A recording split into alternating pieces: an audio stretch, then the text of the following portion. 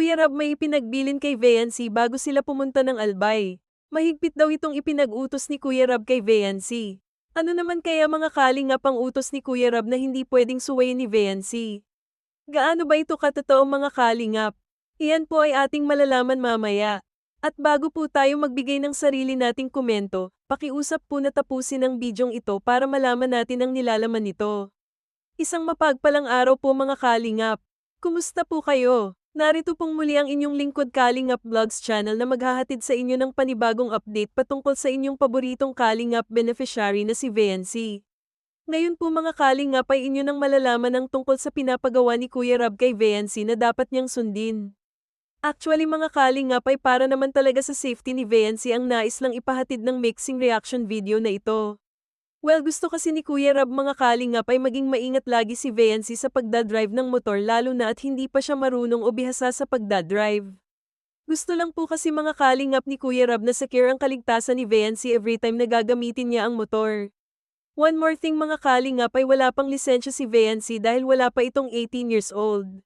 Sa batas po kasi mga kalingap kapag wala ka pang 18 years old ay hindi ka pa pwedeng magmaneho unless mayroon kang kasama na mayroon ng lisensya.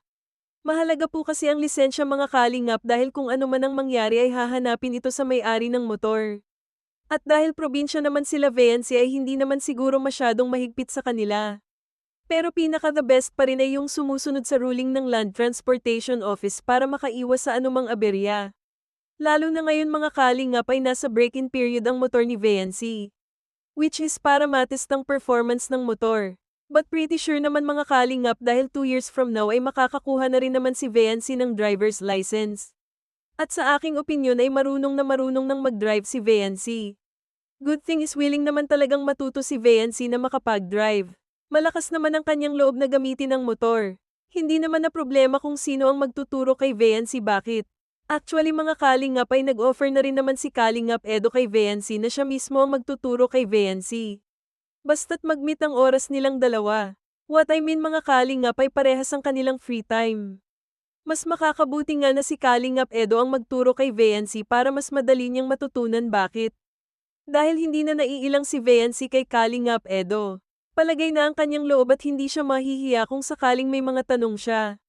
Napakalaking bagay talaga na magkaroon ng sariling service si Viancy dahil una hindi na siya maglalakad kapag papasok siya ng school. Pangalawa ay mas makakatipid siya sa pamasahe. Hindi naman pababayaan ni Kalingap Edo si Viancy habang hindi pa ito marunong. Kaya sure ang kanyang safety. Baka nga mga kalingap kung hindi busy si Kalingap Edo ngayong darating na pasukan ay maging hatid sundo pa niya si Viancy sa school. Kayo po mga kalingap, ano po ang opinyon niyo para dito? Hanggang dito na lang muna po ang aking update mga kalingap. Kung gusto niyo po ang ganitong klase ng video ay huwag po kayong maiyang mag-subscribe para sa susunod pa po nating mga video. Patuloy pa din po nating suportahan ang ama ng Kalingap na si Val Santos Matubang, Ate Edna Vlogs at Kuya Rab. Maraming salamat po sa lahat ng nakarating dito sa dulo. Please like and share po ang bidyong ito.